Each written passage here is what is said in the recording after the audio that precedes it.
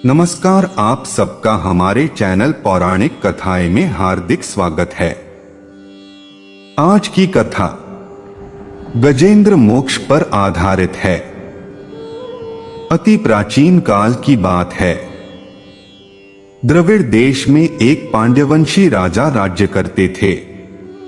उनका नाम था इंद्रद्युम्न। वे भगवान की आराधना में ही अपना अधिक समय व्यतीत करते थे। यद्यपि उनके राज्य में सर्वत्र सुख शांति थी, प्रजा प्रत्येक रीति से संतुष्ट थी, तथापि राजा इंद्रद्युम्न अपना समय राजकार्य में कम ही दे पाते थे। वे कहते थे कि भगवान विष्णु ही मेरे राज्य की व्यवस्था करते हैं। अतः वे अपने इष्ट परम प्रभु की उपासना में ही दत्तचित्त रहते थे। राजा इंद्रद्युम्न के मन में आराध्य आराधना की लालसा उत्तरोत्तर बढ़ती ही गई। इस कारण वे राज्य को त्याग कर मल्य पर्वत पर रहने लगे। उनका वेश तपस्वियों जैसा था। सिर के बाल बढ़कर जटा के रूप में हो गए थे। वे निरंतर परमब्रह्म परमात्मा की आराधना में तल्लीन रहते। उनके मन और प्राण भी श्री हरि के चरण कमलों में मधुकर बने रहते। इसके अतिरिक्त उन्हें जगत की कोई वस्तु नहीं सुहाती। उन्हें राज्य, कोष, प्रजा तथा पत्नी आदि किसी प्राणी या पदार्थ की स्मृति ही नहीं होती थी। एक बार की बात है, राजा इंद्रद्युम्न प्रतिदिन की भांति स्नानादि से निवृत्त होकर सर्वसमर्थ प्रभु की उपासना में तल्लीन थे। उन्हें बाह्य जगत का तनिक भी ध्यान नहीं था। संयोगवश उसी समय महर्षि अगस्त्य अपने समस्त शिष्यों के साथ वहां पहुंच गए, लेकिन न पाद, न अघ्र्य और न स्वागत। मौनव्रती राजा इंद्रद्युम्न परम प्रभु के ध्यान में निमग्न थे। इससे महर्षि अगस्त्य कुपित हो गए। उन्होंने इंद्रद्युम्न को शाप दे दिया। इस राजा ने गुरुजनों से शिक्षा नहीं ग्रहण की है और अभिमानवश परोपकार से निवृत्त होकर मनमानी कर रहा है। ब्राह्मणों का अपमान करने वाला यह राजा हाथी के समान जड़ बुद्धि है, इसलिए इसे घोर अज्ञानमयी हाथी की योनि प्राप्त हो। महर्षि अगस्त्य भगवत भक्त इंद्रद्युम्न को यह शाप देकर चले गए। राजा इंद्रद्युम्न ने इसे श्री भगवान का मंगलमय विधान समझकर प्रभु के चरणों में सिर रख दिया।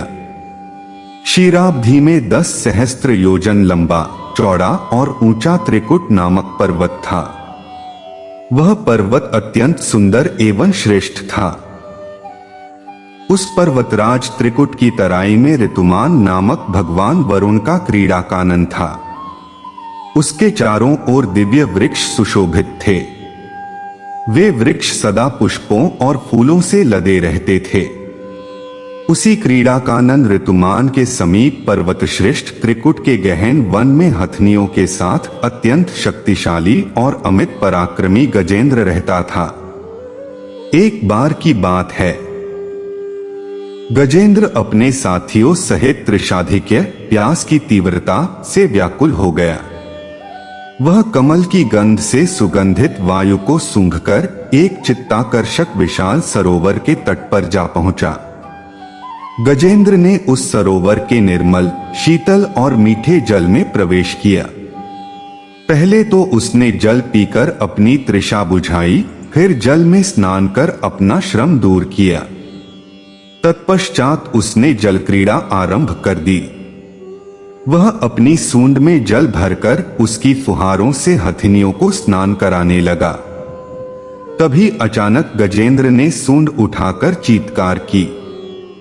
पता नहीं किधर से एक मगर ने आकर उसका पैर पकड़ लिया था। गजेंद्र ने अपना पैर छुड़ाने के लिए पूरी शक्ति लगाई, परंतु उसका वश नहीं चला, पैर नहीं छूटा। अपने स्वामी गजेंद्र को ग्राहग्रस्त देखकर हथिनियां, कलभ और अन्य गज अत्यंत व्याकुल हो गए। वे सूंड उठाकर चिंघाड़ने और गजेंद्र को बचाने के लिए सरोवर के भीतर बाहर दौड़ने लगे।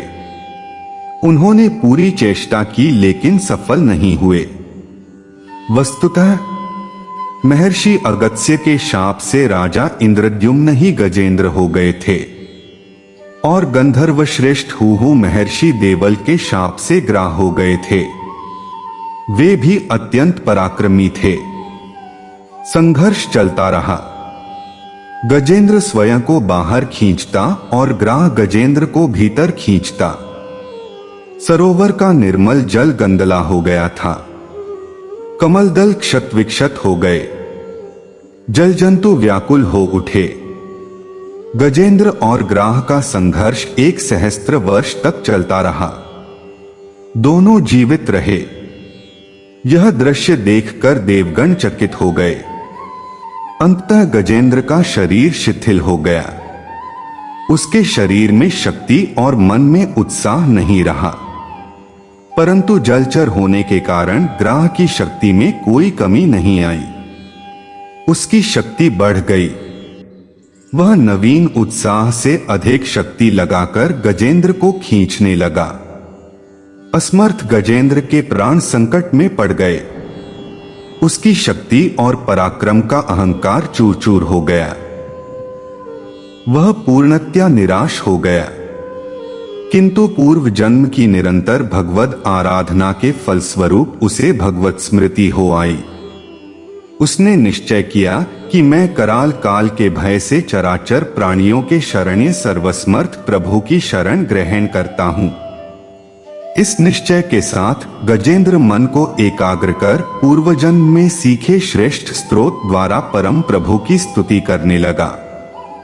गजेंद्र की स्तुति सुनकर सर्वात्मा सर्वदेव रूप भगवान विष्णु प्रकट हो गए। गजेंद्र को पीड़ित देखकर भगवान विष्णु गरुड़ पर आरूढ़ होकर अत्यंत शीघ्रता से उक्त सरोवर के तट पर पहुंचे। जब जीवन से निराश तथा पीड़ा से छटपटाते गजेंद्र ने हाथ में चक्र लिए गरुड़ारूढ़ भगवान विष्णु को तीव्रता से अपनी ओर आते देखा तो उसने कमल का एक सुंदर पुष्प अपनी सूंड में लेकर ऊपर उठाया और बड़े कष्ट से कहा, नारायण जगतगुरु भगवान, आपको नमस्कार है। गजेंद्र को अत्यंत पीड़ित देखकर भगवान विष्णु गरुड़ की पीठ से कूद पड़े और गजेंद्र के साथ ग्राह को भी सरोवर से बाहर खींच लाए और तुरंत अपने तीक्ष्ण चक्र से ग्राह का मुंह फाड़कर गजेंद्र को मुक्त कर दिया। ब्रह्मादि देवगण श्री हरि की प्रशंसा करते हुए उनके ऊपर स्वर्गिक सुमनों की वृष्टि करने लगे। सिद्ध और ऋषिमहर्षि परब्रह्म भगवान विष्णु का गुणगान करने लगे। ग्राह दिव्य शरीरधारी हो गया। उसने विष्णु के चरणों में सिर रखकर प्रणाम किया और भगवान विष्णु के गुणों की प्रशंसा करने लगा। भगवान विष्णु के मंगलमय वरद हस्त के स्पर्श से पाप मुक्त होकर अभिशप्त हुहु गंधर्व ने प्रभु की परिक्रमा की और उनके त्रैलोक्य वंदित चरण कमलों में प्रणाम कर अपने लोक चला गया। भगवान विष्णु ने गजेंद्र का उद्धार कर उसे अपना पार्षद बना लिया। गंधर्व, सिद्ध और देवगण उनकी लीला का गान करने लगे।